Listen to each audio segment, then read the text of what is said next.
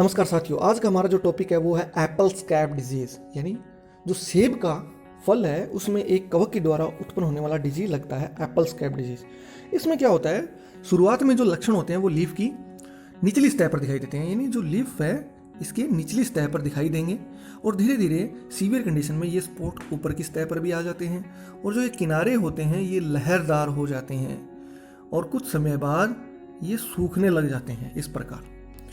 तो सबसे पहले इसमें जो स्टार्टिंग पॉइंट था वो था लीफ की निचली सतह पर स्पॉट बनते हैं, यानी निचली सतह पर इस प्रकार की, ये निचली सतह है इसकी, इस पर स्पॉट पाए जाएंगे और धीरे धीरे सीवियर कंडीशन में ये ऊपरी सतह पर आ जाएंगे और किनारे लहरदार हो जाते हैं और सीवियर कंडीशन में ये लीफ के किनारे भी सूखने लग जाते हैं और लीफ होती है वो येलो कलर की होने के बाद नीचे गिर जाती है, यानी ड्रॉप आउट हो जाती है और इसमें ढेर सारे शूडोथीशियम पाए जाते हैं। जो फल होता है, फल में इस कॉर्क की बॉल के समान स्पॉट बनते हैं, यानी ये जो स्पॉट होते हैं ये कवक के द्वारा बनाए जाते हैं और ये थोड़े हार्ड होते हैं, मजबूत होते हैं।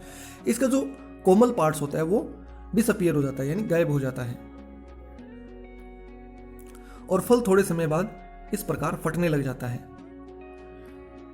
ये स्पॉट स्टार्टिंग में येलो कलर के होते हैं लेकिन कुछ समय बाद ये सूखने लग जाते हैं और सूखने के बाद बिल्कुल ब्लैक कलर के हो जाते हैं और इनमें ब्लैक पाउडर या ब्लैक चूर्ण पाया जाता है इस पार्ट्स में और इसमें ढेर सारे शूडोथीशियम और शूडोथीशियम के अंदर कोनिडिया या एस्कोबीजाणु पाए जाते हैं। फल होता है उसका जो ये पार्ट्स है कोमल है, लेकिन यह डिजीज होने के बाद में ये थोड़ा दागी हो जाता है और यहाँ वाला पार्ट्स थोड़ा हार्ड हो जाता है, यानी कठोर हो जाता है।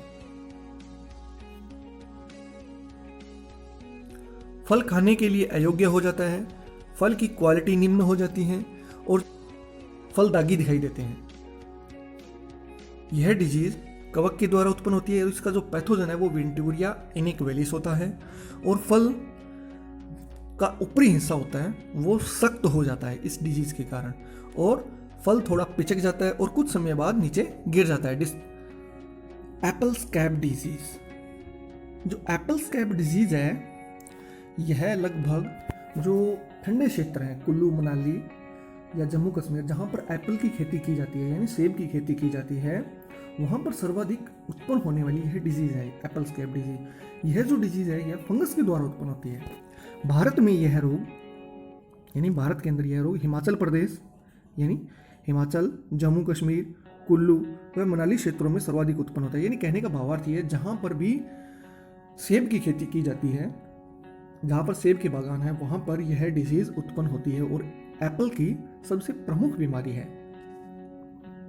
इस रोग में सर्वाधिक प्रभाव, यानी इस रोग या इस डिजीज के कारण सबसे ज्यादा जो प्रभाव पड़ता है वो पड़ता है लीफ व फल पर पड़ता है। यानी जो लीफ और फल होते हैं वो सबसे ज्यादा इस रोग में प्रभावित होते हैं। लीफ के निचले भाग पर गोल आकार, यानी जो लीफ का जो निचला हिस्सा होता है उस पर गोल आकार के 3 से 6 mm व्यास के ऑलिव ऑयल जैतून रंग की स्पॉट बनते हैं। यानी 3 से 6 mm व्यास के ऑलिव ऑयल के जो जैतूनी कलर होता है उसके स्पॉट पाए जाते हैं। यानी सबसे पहले जो स्पॉट बनेंगे वो लीफ के निचली सतह पर ही बनेंगे, 3 से 6 mm के, जो किनारों पर लहरदार हो जाते हैं और जो किनारे होते हैं उनके लीफ के वो लहरदार हो जाते हैं, यानी थोड़े पतले हो जाते हैं, यानी सूख से जाते हैं। कुछ समय बाद ये गहरे रंग के हो जाते हैं। लहरदार होने के बाद में कुछ समय बाद ये किनारे सूखने लग जाते हैं। लीफ की ऊपरी सतह पर भी यह फैल जाता है, यानी जब धीरे धीरे यह रोग बढ़ता है तो लीफ की ऊपरी सतह को भी कवर कर लेता है। नई लीफ पर यह स्पॉट बदरंग प्रकृति उत्पन्न करते हैं, यानी जो नई लीफ होती है उस पर जो स्पॉट बनते हैं वो एक अलग सा रंग उत्पन्न करते हैं, ढेर सारे कलर मिक्स हो जाते हैं, यानी बदरंग प्रकृति का उत्पन्न करते हैं। इस रोग में लीफ के उत्तक उभरे हुए होते हैं, यानी जो स्पॉट होते हैं जो लीफ के ऊपर वो थोड़े से उभरे हुए दिखाई देते हैं। कुछ समय बाद लीफ करली प्रकृति की हो जाती है, यानी कुछ समय बाद जो लीफ होती है वो करली आकार की हो जाती है।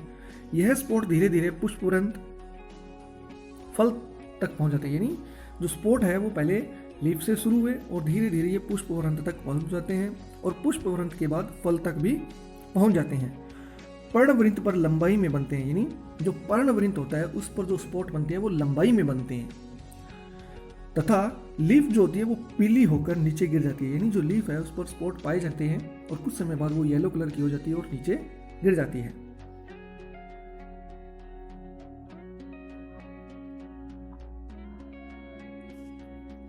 तथा इस लीफ के सभी उत्तक मरे हुए होते हैं, यानी जो लीफ नीचे गिरती है उसके जो सारे उत्तक होते हैं, टिश्यू होते हैं, वो सारे के सारे डेड हो चुके होते हैं, जिनमें ब्राउन व ब्लैक कलर के पाउडर भरा रहता है, यानी उनके अंदर ब्राउन या ब्लैक कलर का पाउडर फुलफिल रहता है। यह कवक के बीजाणु होते हैं, यानी जो लीफ नीचे गिरती है उसमें कवक के ढेर सारे बीजाणु होते हैं तथा एक मखमली परत बनाकर संपूर्ण लीफ को ढक लेते हैं और लीफ के चारों ओर से मखमली परत के द्वारा ढक लेते हैं तथा परिपक्व फलों पर गोल आकार के स्पॉट बनते हैं। इन जो परिपक्व फल होते हैं, मैच्योर फल होते हैं, उन पर जो स्पॉट बनते हैं वो उनका आकार होता है वो गोल आकार का होता है और कुछ उभरे हुए होते हैं तथा स्पष्ट दिखाई देते हैं। फल की ऊपरी त्वचा, यानी जो फल का ऊपरी हिस्सा होता है, जो कोमल पार्ट्स होना चाहिए, वो एक कॉर्क बॉल के समान दिखाई देता है, यानी थोड़ा हार्ड हो जाता है, उसमें कठोरपन आ जाता है और संक्रमित फल नीचे गिर जाते हैं, यानी जिनमें संक्रमण हो जाता है इस डिजीज के कारण वो फल धीरे धीरे नीचे गिर जाते हैं, यानी पहले पत्तियां गिरती हैं फिर फल भी नीचे गिरने शुरू हो जाते हैं। ईटियोलॉजी, इसका जो पैथोजन है वो है वेंटेरिया इनेक्वेलिस। क्वेश्चन आता है जो एप्पल स्कैब डिजीज है उसका पैथोजन क्या है, तो उसका है वेंटोरिया इनेक्वेलिस।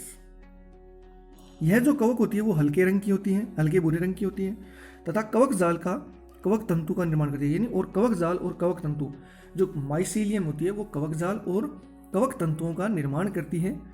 कवक जाल मुलायम पत्तियों पर समांतर गुच्छों में पाई जाती है, यानी जो कवक जाल होती है वो मुलायम पत्तियों पर समांतर गुच्छों में पाई जाती है तथा फलों में यह कवक मोती व कठोर प्रकृति की होती है, यानी फल के अंदर जो कवक होती है वो थोड़ी सी मोती आकार की या मोटी, यानी उसका जो आकार होता है वो थोड़ा मोटा होता है और कठोर प्रकृति की होती है।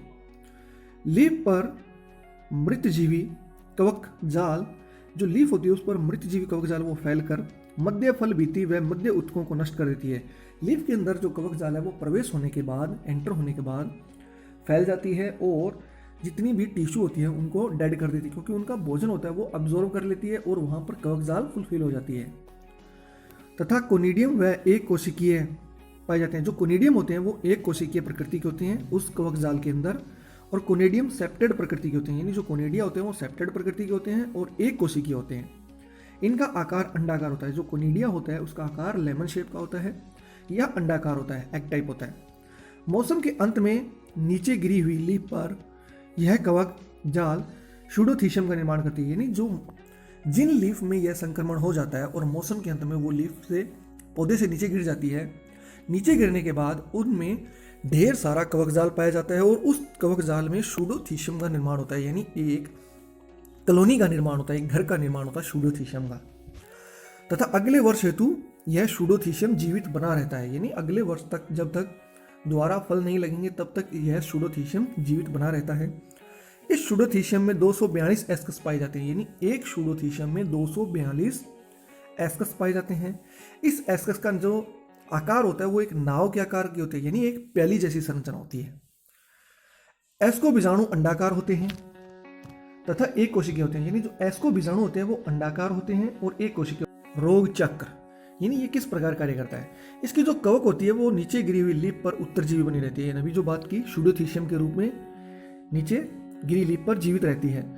लैंगिक अवस्था में मृतजीवी होती है, यानी जो इनकी क्रॉस की क्षमता होती है उसमें यह मृतजीवी रूप में ही पड़ी रहती है। लेकिन बसंत ऋतु के अंत में शूडोथीशियम का निर्माण हो जाता है, यानी थोड़ी सी नमी मिलने पर यह शूडोथीशियम ब्रेक हो जाती है और इसमें ढेर सारे कोनिडिया वो रिलीज हो जाते हैं। जनवरी फरवरी में 10 डिग्री सेल्सियस तापमान होने पर शूडोथीशियम परिपक्व हो जाती है, यानी जनवरी फरवरी में जब तापमान 10 डिग्री सेल्सियस थोड़ा सा मिलता है इनको, तो यह शूडोथीशियम परिपक्व हो जाती है और नई कवक के बीजाणुओं का निर्माण करती है। एक लीफ पर 2000 शूडोथीशियम बनते हैं।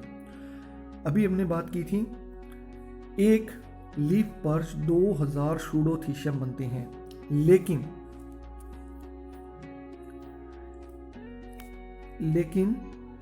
एक शूडोथीशियम में 242 एस्कस भी पाए जाते हैं,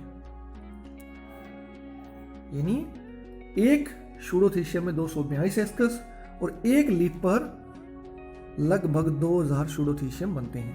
प्रत्येक लीफ पर 24 लाख एस्को बीजाणु पाए जाते हैं, यानी एक लीफ पर 24 लाख एस्को बीजाणु पाए जाते हैं जो प्राथमिक संक्रमण करते हैं। यानी जो प्राइमरी संक्रमण होता है वो इन्हीं शूडोथीशियम से रिलीज हुए एस्को बीजाणु द्वारा ही होता है। इस रोग के कोनिडियम 90% आर्द्रता और 20 डिग्री सेल्सियस तापमान पर अधिक अंकुरित होते हैं। यानी 90% जब आर्द्रता मिलेगी और 20 डिग्री सेल्सियस तापमान मिलेगा तो यह कोनिडिया अंकुरित हो जाते हैं और नए पौधों तक पहुंच जाते हैं और डिजीज प्रोड्यूस करते हैं। स्वस्थ पौधों तक पहुंचकर संक्रमण का कार्य करते हैं। शुष्क व गर्म मौसम में कवक सुषुप्त अवस्था में रहती है। सर्दियों में भारी हिमपात के कारण शूडोथीशियम अधिक बनते हैं। यानी सर्दी के मौसम में भारी हिमपात के कारण शूडोथीशियम का निर्माण अधिक होता है। नेक्स्ट बात करते हैं डिजीज मैनेजमेंट का। यानी यह डिजीज हो जाए तो इसको रोके कैसे, इसके कंट्रोल के लिए क्या करें। यानी जो पुरानी लीफ होती हैं जिनमें यह डिजीज पाया जाता है, यानी येलो कलर की होगी और नीचे गिर गई, तो उनको जमीन पर पड़े अवशेषों को जला देना चाहिए। यानी जितने भी अवशेष होते हैं उनको साफ करके जला देना चाहिए, क्योंकि उन्हीं में शूडोथीशियम स्थिर रहती है। या 0.5% बेनलेट का छिड़काव करना चाहिए। 50% वेटेबल पाउडर घोल बनाकर अक्टूबर माह में छिड़काव करें। यानी जो बेनलेट है 0.5% उसका 50% वाटर सोल्यूबल घोल बनाकर अक्टूबर माह में छिड़काव कर देना चाहिए, जिससे यह फंगस ग्रोथ न करे। फलों उद्यान की जुताई समय समय पर करते रहें। यानी जो हमारा बाग है उसमें समय समय पर जुताई कार्य करते रहें, जिससे यह कवक के जो अवशेष हैं वो जमीन में नीचे दब जाएं, जिससे कवक के बीजाणु मृत हो जाएं। वह कटिंग किए हुए टहनियों को जला देना चाहिए। यानी जो समय समय पर हम कटिंग भी करते हैं उनमें जो अवशेष होते हैं उनको जला देना चाहिए। रोग रोधी किस्में लगानी चाहिए। यानी यह डिजीज एप्पल स्कैब न लगे इसके लिए शुरू में ही रोग रोधी किस्में लगानी चाहिए, जैसे प्रसीला, प्राइम, लिबर्टी, मैकफी, सरप्राइज, कूप 12, रेडमी, इन किस्मों को लगाने से यह डिजीज नहीं लगती है। यानी एप्पल स्कैब डिजीज को कंट्रोल किया जा सकता है इन रेसिस्टेंट वैरायटियों द्वारा।